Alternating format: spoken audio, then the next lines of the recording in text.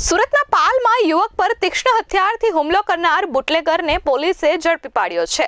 3 દિવસ પહેલા ચપ્પુથી હુમલો કર્યો હતો। જૂની અદાવતને લઈને હુમલો કરવામાં આવ્યો હોવાનું સામે આવ્યું હતું।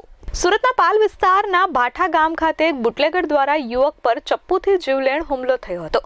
પાલ પોલીસે આરોપી બુટલેગર નયન જગદીશભાઈ પટેલને ભાઠા ગામ ખાતેથી ઝડપી પાડ્યો હતો। ફરિયાદી અને આરોપી બંને એક જ ગામમાં રહે છે। બંને વચ્ચે દિવાળી સમય દરમિયાન ફટાકડા ફોડવા બાબતે ઝઘડો થયો હતો। તે સમય દરમિયાન ફરિયાદીએ આરોપી સાથે મારામારી પણ કરી હતી। એસીપી બીએમ ચૌધરીએ જણાવ્યું હતું કે જે અદાવત રાખી આરોપીએ ફરિયાદી સાથે 3 દિવસ પહેલા ચપ્પુથી હુમલો કર્યો હતો, જેમાં ફરિયાદી ગંભીર રીતે ઈજાગ્રસ્ત થતા સારવાર અર્થે હોસ્પિટલ ખસેડવામાં આવ્યો છે, જ્યાં ફરિયાદીએ આરોપી વિરુદ્ધમાં હત્યાની કોશિશનો ગુનો દાખલ કરાવ્યો હતો। આ મામલે પાલ પોલીસે આરોપી નયન જગદીશભાઈ પટેલની ધરપકડ કરી કાયદેસરની કાર્યવાહી હાથ ધરી છે।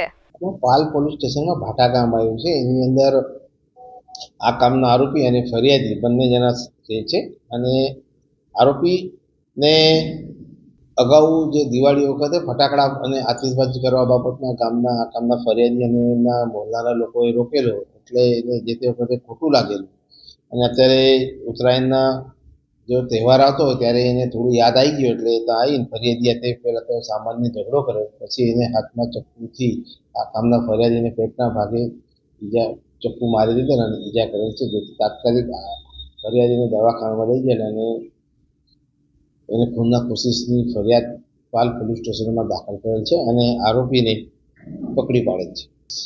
બનાવ રાતના 9:30 વાગ્યાના આસપાસ બન્યો છે। એની અંદર આ કામના ફરિયાદી જ્યારે ઘરે હતા અને ફેમિલી હતી ત્યારે આ કામના આરોપી આવેલ હતા અને એમના હાથે બોલાચાલી કરી કે મને કેમ તમે દિવાળી ઉપર ફટાકડા ફોડવા દીધા અને આતિશબાજી કરવા દીધી ને, તે અનુસંધાનમાં થોડી બોલાચાલી થઈ, પછી એ ચપ્પુ સાથે લાવેલો તો ચપ્પુથી એને આરોપી છૂટક મજૂરી અને ખેતી કામ કરે છે હાલમાં। Bureau report S24 news Surat.